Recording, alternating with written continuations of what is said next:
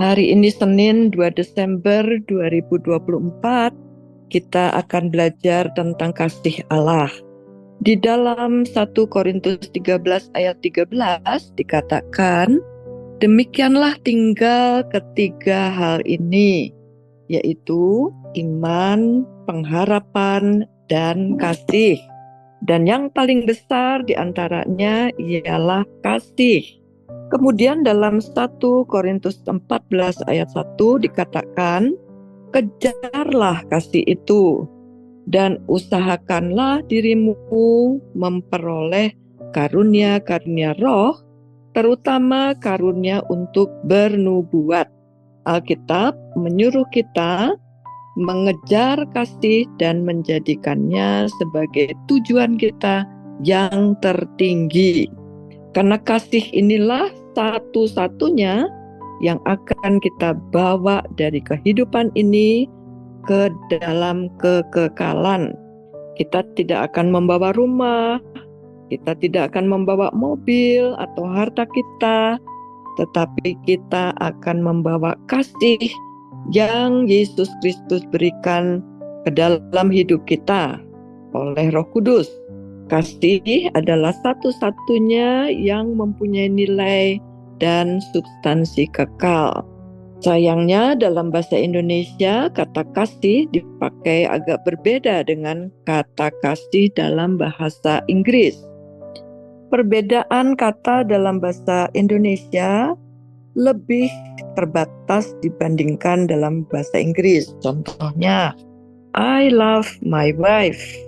Saya mengasihi istri saya. I love my dog. Saya mengasihi anjing saya. I love ice cream. Saya suka es krim. Bukan saya mengasihi es krim. Tapi pemakaian kata love-nya tetap sama, walaupun artiannya berbeda, ya. Nah, dalam bahasa Yunani, kata kasih ada 4 kata utama. Yang pertama adalah eros, artinya ketertarikan seksual atau cinta seksual. Jenis kasih ini dipakai ketika seorang laki meninggalkan ayah dan ibunya, bersatu dengan istrinya, dan mereka akan menjadi satu daging. Kata kasih yang kedua dalam bahasa Yunani adalah storge.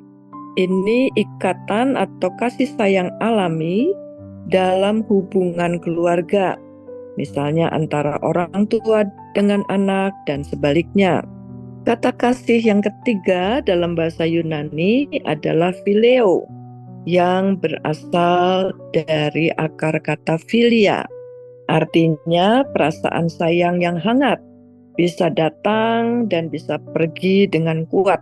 Saya jatuh cinta dan sekarang cinta saya habis.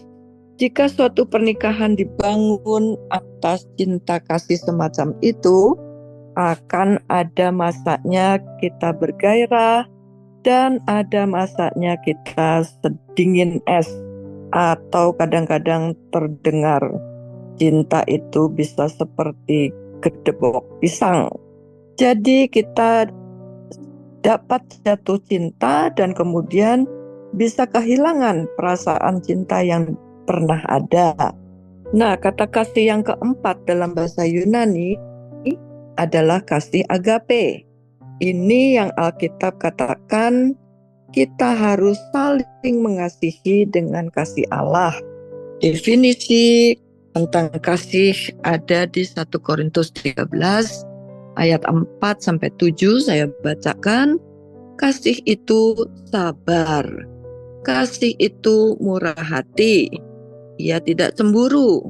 Ia tidak memegahkan diri dan tidak sombong.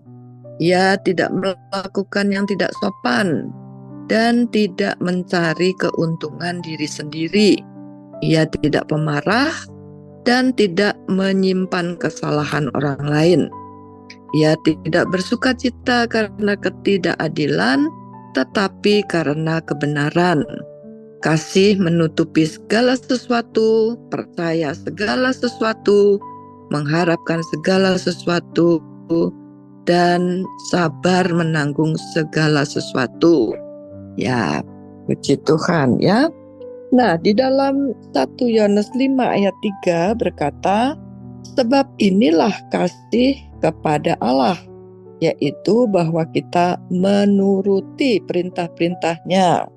Nah, Bapak Ibu, ada juga pemahaman kasih yang lain, tercatat di Matius 7 ayat 12.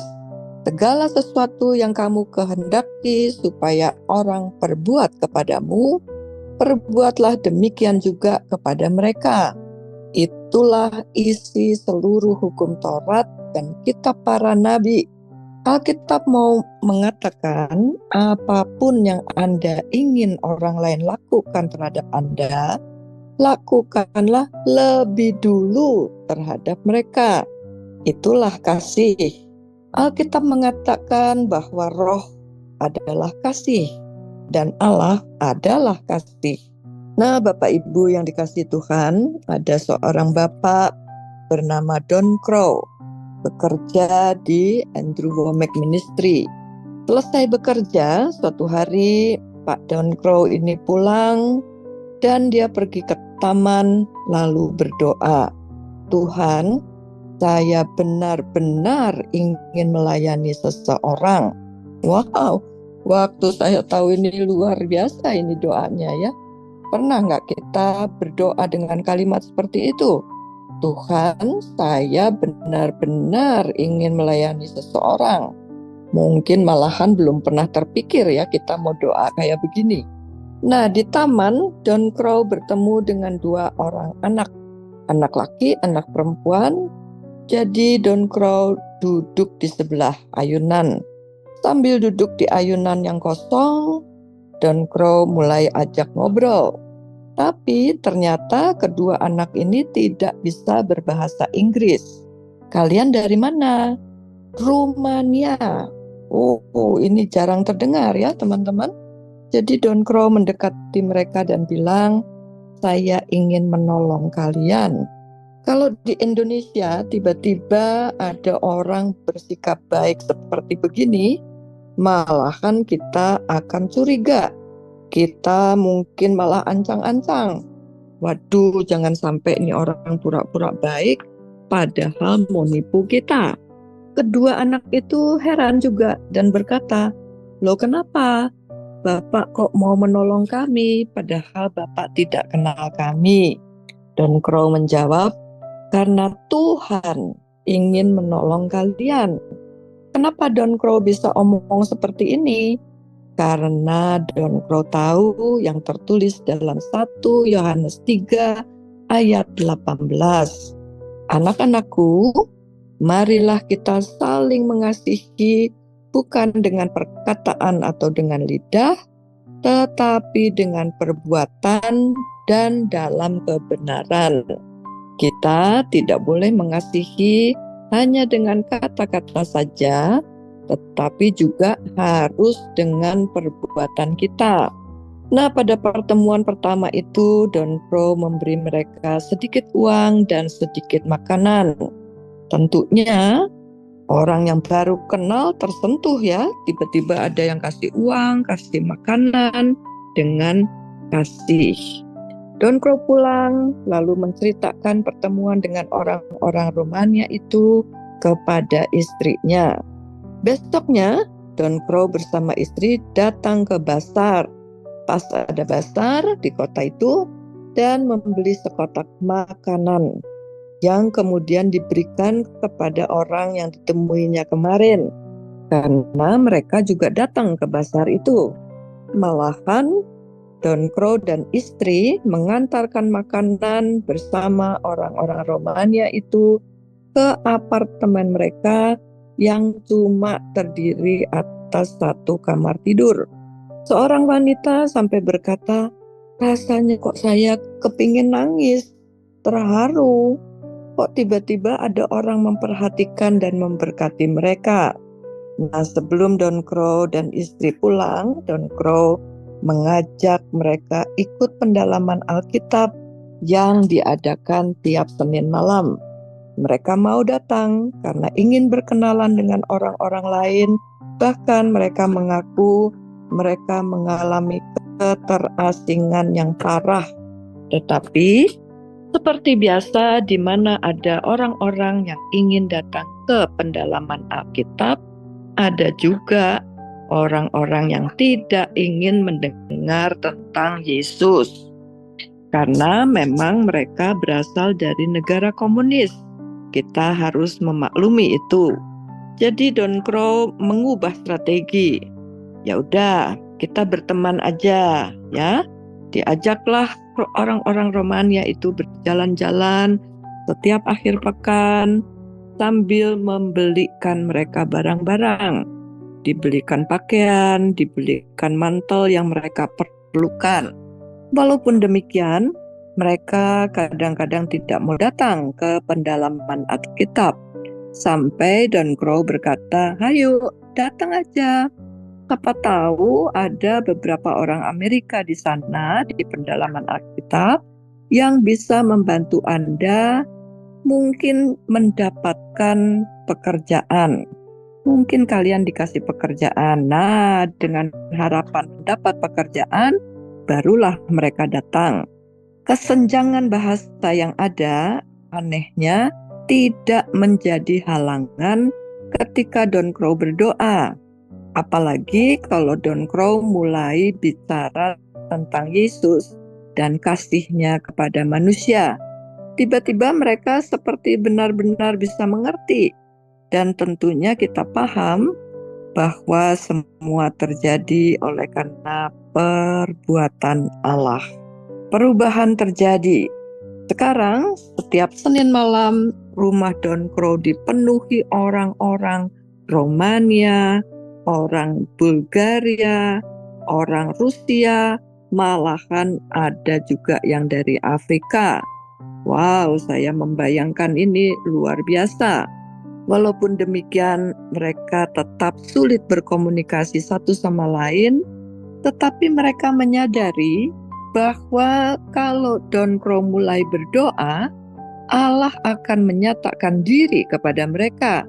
Mereka sungguh bisa merasakan kasih Allah kepada mereka melalui Don Crow. Allah mengubah hidup mereka dan hidup banyak orang lainnya. Dan semuanya ini berasal dari suatu hari di taman di mana Don Crow ingin melayani. Kasih filia terjalin di antara mereka. Tadi saya sudah bagikan, kasih filia itu perasaan sayang yang hangat. Bahkan kasih agape terjadi di antara mereka. Kasih agape ini kasih dari Allah. Kita pun bisa belajar bahwa apapun yang kita ingin orang lain lakukan terhadap kita, lakukanlah dulu kepada orang lain yang Tuhan gerakan. Allah adalah kasih. Bahasa roh adalah kasih.